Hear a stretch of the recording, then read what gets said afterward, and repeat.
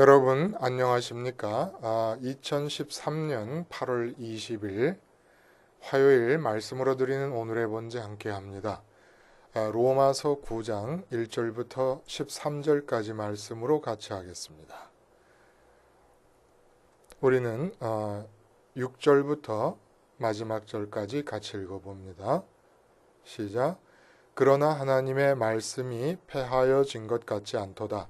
이스라엘에게서 난 그들이 다 이스라엘이 아니요 또한 아브라함의 씨가 다 그의 자녀가 아니라 오직 이삭으로부터 난 자라야 내 씨라 불리리라 하셨으니 곧 육신의 자녀가 하나님의 자녀가 아니요 오직 약속의 자녀가 씨로 여기심을 받느니라.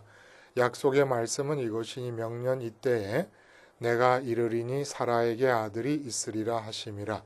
그뿐 아니라 또한 리브가가 우리 조상 이삭 한 사람으로 말미암아 임신하였는데 그 자식들이 아직 나지도 아니하고 무슨 선이나 악을 행하지 아니한 때에 택하심을 따라 되는 하나님의 뜻이 행위로 말미암지 않고 오직 부르시는 이로 말미암아 서게 하려 하사 리브가에게 이르시되 큰 자가 어린 자를 섬기리라 하셨나니 기록된 바 내가 야곱은 사랑하고 에서는 미워하였다 하심과 같으니라. 오늘 우리가 함께 읽은 말씀 중심으로 재벌가 친자와 하나님 양자 확인이라는 제목의 하나님 말씀 증거합니다. 재벌가의 친자 확인과 하나님의 양자 확인을 비교하면서 하나님의 양자됨의 내막을 한번 오늘 우리가 살펴봅니다. 1996년에 책이 하나 출간이 됩니다. 나비야 청산 가자더니 라는 제목의 책입니다.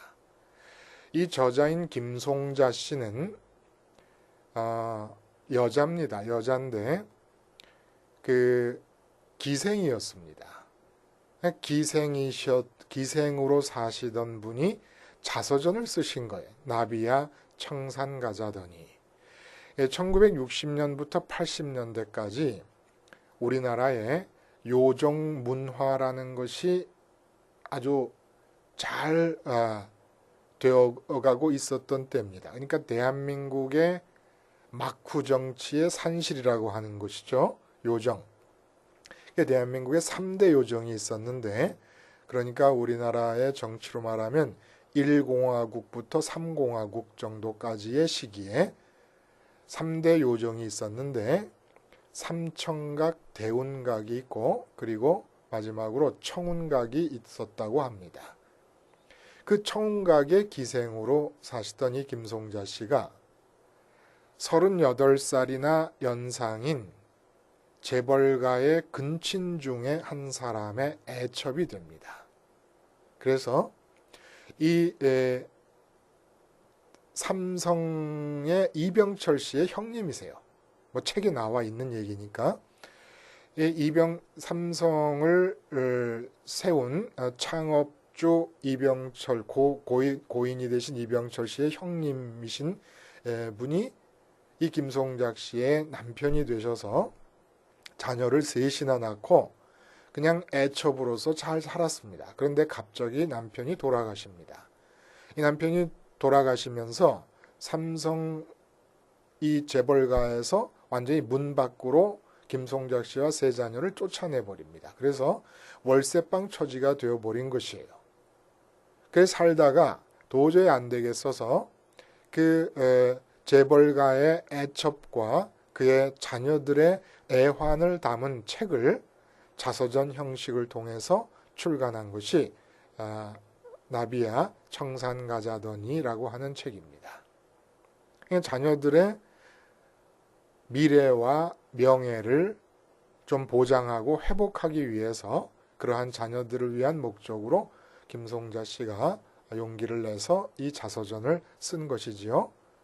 재벌가의 친자 확인 문제가 종종 세간의 화제로 떠오르는 것이 사실입니다. 그 왜 그러냐 하면 왜 이렇게 세상이 다 알도록 시끌어벅적하게 일이 벌어지는가 하면 재벌가는 자녀로 인정을 하지 않으려고 하고 애첩들의 자녀들은 재벌가의 자녀라는 것을 인정을 받으려고 합니다. 그럼 왜 인정을 하지 않고 인정을 받으려고 합니까? 재벌가의 친자로 확인이 될 경우에 막대한 유산이 분배될 수 있는 그런 권리를 갖게 되기 때문이 아니겠습니까? 또 재벌가의 기존의 자녀들은 생전 얼굴도 모르던 아버지의 첩의 자식들에게 그 정말 피 같은 재산들이 다 분배되는 것, 이거 원치 않게 되는 게 당연하지요. 그래서 이 재벌가의 숨겨진 아들, 딸들의 이야기가 TV에서 방영되는 수많은 드라마의 단골 메뉴로 등장을 합니다. 재밌잖아요. 재밌고 재벌가의 친자로 확인이 된다는 것, 요거 은근히 부럽기까지 해요. 예? 아니 저 월세방 살고 정말 엄마가 쉬쉬해가지고 자기 자식에게도 얘기하지 않았어요. 근데 엄마가 죽으면서 죽기 전에 얘야 너는 암흑의 재벌가의 창업주의 아들이란다. 이게 건달처럼 정말 논팽이처럼 살다가 재벌가의 아들이라고 하는 이야기를 듣게 되면서 친자 확인이 되고 그래서 재벌가의 친자로서 재산을 분배받게 된다. 이거 뭐 행운 아니겠습니까? 자, 이러한 재벌가의 친자에 얽힌 여러 가지 이야기들과 하나님의 양자됨과를 한번 비교해 봅니다. 하나님의 양자가 되면 친자이신 예수님께서 누리고 계시는 모든 특권을 다 누릴 수 있는 그런 권한이 주어지게 됩니다. 굉장한 거예요. 대한민국 땅에 있는 일개 재벌의 친자 정도가 아니라 조물주의 양자가 되는 겁니다. 조물주의 양자가 되고 창조주의 양자가 된다는 것은 그 조물주 되시고 창조주 되시는 유일하신 하나님의 친자이신 주님께서 천국에서 누리고 계시는 모든 것을 다 내 것으로 삼을 수 있게 되는 신분이 된다는 걸 뜻합니다. 그럼에도 불구하고 재벌가의 친자로 확인이 되기 위하여 애쓰는 애첩들의 진실함이, 애첩의 자녀들의 진실함이, 그 절박함이, 그 간절함이 우리에게 없어요. 하나님의 이름을 부르고 주님을 믿는다고 하는 우리들의 간절함이라는 것은 딴 것이 아니라 이 세상에서 이루고자 하고 얻고자 하고 성취하고자 하는 것들에 대한 간절함이 하나님을 향하여 표현되는 것이지, 하나님의 양자됨에 대해서 그렇게 재벌가의 친자 확인에 임하는 애첩들의 자녀들의 간절함이라는 것이 우리에겐 없다 이겁니다. 왜 그럴까요? 재벌가의 친자로 확인될 때에 주어지는 메리트처럼 피부에 닿게 느껴지는 메리트가 없기 때문일까요? 그럼 왜 피부에 닿는 메리트가 하나님의 양자됨에는 느껴지지 않고 있는 것일까요? 다 문제가 되는 겁니다. 이게 다 신앙의 문제가 되는 거예요. 이게 짚고 넘어가야 될 문제라는 겁니다. 예? 몇십억 몇백억의 재산이 내게 주어지는 것이 손에 닿는 엄청난 메리트 아닙니까? 그걸 꿈꾸다 보면은 도저히 내가 재벌가 총수의 창업주의 피가 흐르고 있는데도 이렇게 모른 채로 간과된 채로 넘어갈 수가 없지요. 반드시 친자 확인을 받아내야 되는 거지요. 근데 이러한 하나님의 양자됨의 확인이 그처럼 간절한 마음으로 우리에게서 일어나지 않고, 우리들 마음속에 있는 간절함이라는 것은 고작 해봐야 재벌가의 친자 확인을 받아서 얻게 될 재산의 100분의 1, 1000분의 1, 만분의 1도 안 되는 그러한 물질들 때문에, 이 세상의 형통들 때문에 간절함이 다 소모되어 버리고 만다는 겁니다.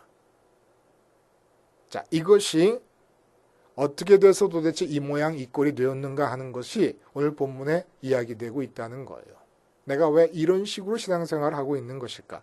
하나님의 양자됨을 확인하기만 하면 끝날 인생인데 조물주의 양자가 되면 이 인생에 대해서 걱정할 일이 있겠습니까? 그냥 그 끝나면 되는 거예요. 스펙 기르려고 할 거 없어요. 스펙 쌓으려고. 우선은 스펙을 쌓고 모든 문제 이전에 하나님의 양자됨이 확인되게 되는 상황이 되면 된다 이겁니다. 어? 본문의 1절부터 5절까지를 우리는 바울의 동족 사랑의 마음이 표현된 것으로 주로 이해를 합니다. 우리 읽지 않은 부분 아니에요? 거기 보면은 내가 그리스도 안에서 참말을 하고 거짓말을 안 한다. 근데 이게 뭐냐면 큰 근심이 있고 마음에 그치지 않는 고통이 있다. 그게 바로 이스라엘 민족이 다 구원받기를 원한다라고 하는 얘기입니다. 네? 우리가 이것을 민족에 대한 사도 바울의 사랑으로 이해한다 그러면 온전한 이해가 아니라고 봅니다. 이 본문은 민족에 대한 사랑을 이야기하고 있는 본문이 아니에요. 여전히 믿음에 관한 이야기를 하고 있는 겁니다. 대부분의 주석들을 보면 8장까지를 1장부터 8장까지를 믿음에 관한 이야기로 보고 그 다음에 9장부터 11장까지는 민족 이스라엘의 구원에 관한 이야기로 봅니다만은 그렇지 않습니다. 계속 믿음에 관한 이야기를 해가고 있는 것입니다. 믿음에 관한 이야기를 해가고 있는데 오늘의 본문은 왜 민족에 대한 이런 간절한 애절한 마음이 표현되었느냐 하면 그 선민이라고 하는 이스라엘 민족이 동족이 사도 바울의 동족이 믿음을 안 갖는 거예요. 이게 사도 바울로서는 되게 이상한 겁니다. 지금 이 로마서를 쓰고 있는 것은 우리가 앞부분에서 로마서를 시작할 때 서로 말씀을 나눴습니다만은 3차 전도 여행이 끝날 무렵입니다. 그리고 이제는 5번째로 예루살렘을 방문하게 되고 그리고 성령님께서 계속 사도 바울에게 뭐라고 말씀을 해주시냐면 예루살렘에 방문하게 되면 네가 유대인에 의해서 결박을 당하게 될 것이다 라는 것을 가르쳐 주고 계시는 상황입니다. 그래서 3차 전도 여행이 끝날 무렵 고린도에서 겨울 동안에 3개월 동안 배가 봄이 돼서 다시 움직이기를 기다리는 동안에 쓴 것인데 3차 전도 여행 동안에 경험한 이 사도 바울의 경험 속에서는 사도 바울의 우선적이고 대부분 선교지에서 일어났던 모든 대적들이 거의가 다 유대인이었다는 겁니다. 그러니까 3차 전도 여행을 결산하는 마음의 상태에 있으면서 로마서를 쓰고 있는데 지금까지 8장까지 얘기됐던 바와 마찬가지로 이렇게 사람이 미치도록 좋은 이 믿음이라고 하는 것을 왜 선민인 유대인들이 안 받아들이느냐 하는 이것이 사도 바울 마음에는 숙제가 되어 있는 거예요. 그래서 자기 마음의 숙제를 로마서를 통해서 풀어내는 겁니다. 그 숙제를 풀어낼 때 믿음에 관한 중요한 사실이 또한 언급되어지고 있는 것이에요. 그게 바로 하나님의 선택이라고 하는 문제입니다. 선택. 얼마나 열심히 살았습니까? 바리새인으로서. 근데 그렇게 율법을 지키고 바리새인으로서 규율을 지켜가면서 열심히 살아도 구원이 이르지 않는다는 걸 알았고 이제는 그런 열심이 아니라도 믿음을 가지면 주님이 십자가에서 돌아가신 그 복음 사건을 믿음으로 받아들이게 되면 기가 막힌 일들이 일어나 하나님의 아들과 딸들로서 누릴 수 있는 모든 특권이 다 현실이 되는데 이상하게 선민이라는 이스라엘 사람들이 그걸 받아들이지를 않는 겁니다. 이 사실을 놓고 지금 이야기하고 있는 거예요. 유대인들, 이스라엘 사람들이 나를 그렇게 박해했다 그래서 내가 앞으로 선택에 관한 이야기를 할 때 개인적인 경험에 의한 유대인들에 대한 반감, 동족에 대한 어떤 원망 때문에 이런 말을 하는 게 아니다. 선택에 대한 얘기를 하는 게 아니다. 왜냐하면 선택이 선민이라고 생각했던 이스라엘 사람 중에서도 일부만 선택이 된다고 하는 이 얘기를 하고 해야만 되니까 이 얘기를 할 때 내가 민족에 대한 반감, 나를 핍박했다는 것 때문에 내가 개인적인 주관적인 감정 때문에 이런 얘기를 하는 게 아니다. 나는 여전히 민족을 사랑하고 있다. 라고 하는 것은 민족에 대한 사랑을 표현하는 게 1차적인 목적이 아니라 선택에 대한 이야기를 하고자 지금 이런 민족에 대한 자기 사랑을 표현하고 있는 겁니다. 자, 그러면 도대체 이스라엘 사람들은 왜 이토록 사도 바울에게 있어서 좋은 믿음을 받아들이지 않고 있는 것일까요? 여러분 보세요. 우리가 어저께 말한 게 뭐예요? 절대 강자의 이야기를 했습니다. 왜 절대 강자입니까? 외아들을 주셨어요. 나를 위해서 그리스도를 이 땅에 보내주셨습니다. 나에게 주신 거예요. 외아들을 주셨기 때문에 하나님이 모든 걸 다 주실 준비가 되어 있는 겁니다. 그 모든 것이라는 것은 영원히 하나님이 계시는 동안에 하나님 옆에 있는 모든 것들을 말합니다. 이 지구에 있는 것들은 줘봐야 없어질 것들입니다. 그 없어질 것들의 마음을 빼앗겨서 이 세상에 육신에 속한 사람으로 살게 하실 리가 없지요. 그러니까 천국에 있는 모든 것이고 그 살아있는 동안에도 지구에서 살아있는 동안에도 그 천국에 있는 모든 것들이 성령님의 기도하심과 성령님의 역사를 통해서 내 마음에 현실로 느껴지게 되는 거예요. 그래서 주어지는 거예요. 실제로. 믿음 안에서 소망 안에서 현실로 느껴지는 겁니다. 그리고 그렇게 천국을 갖게 될 때 이 세상의 어떠한 기준으로부터 세상 사람들이 갖고 있는 어떠한 평가로부터도 물론 죄로부터도 근본적인 구원을 결정하는 죄사함의 문제와 연관돼서 어떠한 정죄도 없을 뿐만 아니라 이 세상과 사회가 정해놓은 기준으로부터도 절대 자유를 얻을 수가 있습니다. 그래서 사도 바울처럼 왕과 총독 앞에서도 나처럼 되세요라고 하는 말을 할 수 있는 자들이 됩니다. 그러니까 박근혜 대통령 앞에서도 반기문 유엔 사무총장님 앞에서도 이건희 씨 앞에서도 우리가 나처럼 되세요라고 말할 수 있는 사람이 되는 것이 바로 믿음이라는 겁니다. 그뿐입니까? 어떠한 현실이 주어지더라도 설령 순교의 현장이 될지라도 스테반의 순교 현장에서처럼 수많은 초대교인의 순교 현장에처럼 평강을 가질 수가 있습니다.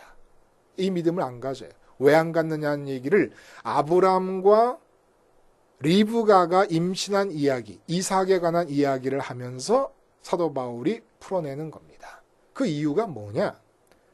그 좋은 믿음을 안 갖는 이유는 선택이 없기 때문이다. 아브라함에게 8명의 자식이 있었습니다. 창세기 25장에 보면.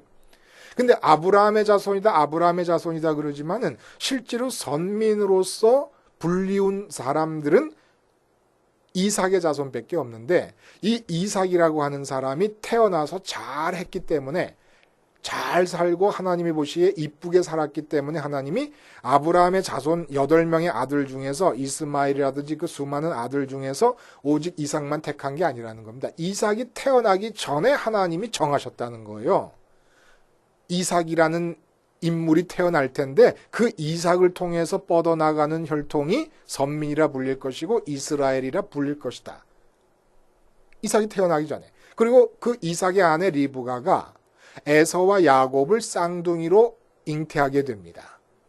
이때 하나님께서 말씀하시는 거예요. 이들이 태어나서 하나님 앞에서 누구는 이쁜 짓을 하고 누구는 몹쓸 짓을 했기 때문에 하나님이 야곱을 택하시고 에서를 버린 것이 아니라 태어나서 행동도 태어나기 이전에 이미 정하셨다는 얘기입니다. 그러므로 믿음을 갖는다는 것은 사도 바울이 얘기하는 거예요. 혈통상, 육체적인 혈통상 아브라함의 자손들도 8명의 아브라함의 혈통상의 자손이 있었지만 언약의 자식인 이삭의 후손만이 선민으로 이스라엘로 불렸던 것과 마찬가지로 그와 똑같이 태어나기도 전에 야곱이 선택되어진 것과 마찬가지로 믿음을 갖게 된다는 것은 절대적으로 하나님의 선택에 달려 있는 것이다 라는 것을 말하고 있는 겁니다. 왜 안 받아들이냐? 하나님이 선택하지 않았기 때문이라는 거예요.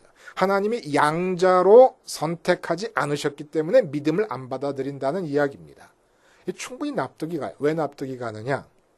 오늘도 대한민국 안에 4천만, 심지어 이북도, 전 세계 60억 모든 인구는 눈에 보이고 귀에 들리는 이 육체의 현실 속에서, 육체의 차원 속에서 좀 더 잘 살아보고자 눈이 시뻘게 가지고 온 마음을 다 진력하며 살아갈 것입니다. 이게 인간이에요. 어떻게 하든지 눈에 보이는 상황을 좀 더 개선시키고 귀에 들리고 있는 이 육체적인 차원의 이야기들을 호전시키기 위해서 발버둥치며 살아가는 겁니다. 모든 마음의 관심이, 공중에 속해 있는 마음이 온통 이 육체가 속해 있는 이 땅 위에 다 쏟아지며 살아갈 것입니다. 그게 자연인이고 당연한 것이에요. 모든 인간이 그런 거예요. 근데 거기다 대고 십자가에서 이 세상에 대해서 죽으라고 복음을 전해버립니다. 그리고 보이지도 않고 들리지도 않고 만져지지도 않고 실감도 나지 않는 하늘에 계시는 하나님을 향하여 마음을 열고 하늘로부터 오는 만족과 기쁨과 행복만을 기다리라고 얘기합니다. 그것만을 소망하라고 얘기합니다. 나의 모든 기쁨과 행복은 거기서부터만 올 수 있다고 얘기합니다. 이 얘기가 미친 소리로 들리지 아니하고 정신 나간 소리로 들리지 아니하고 그래 맞아라고 박수를 치면서 마음으로 받아들이게 되는 것, 이거는 어느 인간이 잘나고 못났기 때문에 가능한 일이 아니라는 거예요. 누가 배우고 못 배웠기 때문에 가능하고 불가능한 얘기가 아니라는 겁니다. 심성이 곱기 때문에 이거 아니라는 거예요.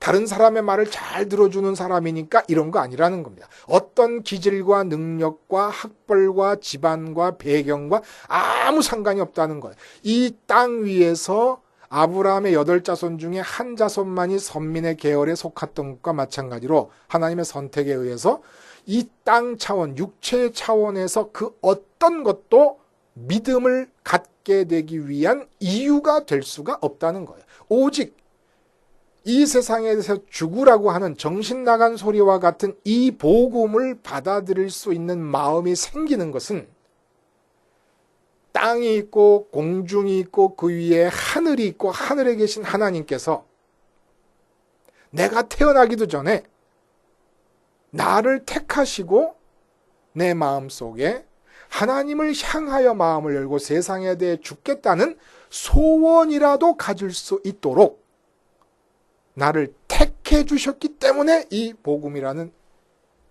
사건을 믿음으로 받아들일 수가 있게 되었다는 이야기입니다. 그러므로 내가 마음속에 그렇게 살지는 못해도 정말 세상에 대해서 사랑할 만한 모든 것, 가질 만한 모든 것, 갖고 싶어 할 만한 모든 것에 대해서 죽기를 원하고 오직 마음이 하늘에 계시는 보이지도 않고 들리지도 않고 만져지지도 않는 하나님을 향하여 다 드려지기를 소원하고 계십니까? 양자로 확인이 되는 겁니다. 하나님께서 당신의 양자로 선택하셨다는 증거가 바로 내 마음속에 주님의 십자가를 받아들여서 날마다 순간마다 세상에 대해 죽기를 원하는 소원이 생기고 있다는 것. 아직 우리 그렇게 못 살아요. 여전히 오라 나는 공고한 자로라라고 탄식했던 사도 바울의 말처럼 이 사망의 몸에서 완전한 해방을 이루지 못하고 있어요. 그러나 또 굉장한 일을 해야 해방되는 것도 아닙니다. 시간이 걸릴 뿐이에요. 참고 기다릴지니라. 어떤 시간? 주님의 십자가를 붙잡고 세상에 대해 죽기를 기도하고 하나님만을 향해 살기를 기도하는 겁니다. 이 기도를 드리면서 참고 기다리다 보면은 성령님께서 역사하심을 통하여 실제로 천국이 제1현실로 느껴지기 시작하고 이 세상으로부터 자유로운 마음 상태가 되어가면서 양자로서의 모습이 점점 더 형성이 되어가는 것이고 그것이 이 세상 삶의 유일한 이유입니다. 돈 많이 벌고 세상에 이름을 내고 출세하고 이러는 것이 세상 사는 이유가 아니에요. 하나님의 양자로서 아들다운 모습으로 형성되어 가신 것이 세상 삶의 유일한 궁극적인 목적입니다. 자, 양자로 확인하실 수 있는 방법을 아셨습니까? 내가 지금 진심으로 세상에 대해 마음이 춥고 사람들이 그렇게 좋다는 돈, 그렇게 좋다는 명예, 그렇게 좋다는 성공, 그렇게 좋다는 인류대학, 그 모든 것에 대한 건강과 장수와 오복에 대한 모든 바람이 다 죽기를 원하고 계십니까? 왜 죽기를 원해요? 하나님을 향하여 마음을 쏟기 위해, 하나님께 다 드리기 위해서 그걸 원하고 계신다 그러면 설령 그렇게 되고 있지 않을지라도 지금 현재 여러분은 하나님의 양자입니다. 그 마음이 아무에게나 생기는 게 아니고 하늘에 계신 하나님께서 내가 태어나기 전에 나를 양자로 선택하셨기 때문에 하나님께 마음을 다 드리고 싶은 그런 소원이 우리에게 생기는 것이지요. 기도하겠습니다. 하나님 아버지, 재벌가의 친자로 확인되기 위하여 정말 절박함과 간절함으로 임하는 그런 것처럼 하나님, 우리가 하나님의 양자로 확인되어지는 이를 위하여 진지하게 나를 돌아보며 복음에 대하여 바른 자세를 취할 수 있도록 우리를 권면하여 주시옵소서. 예수님의 이름으로 기도하옵나이다. 아멘.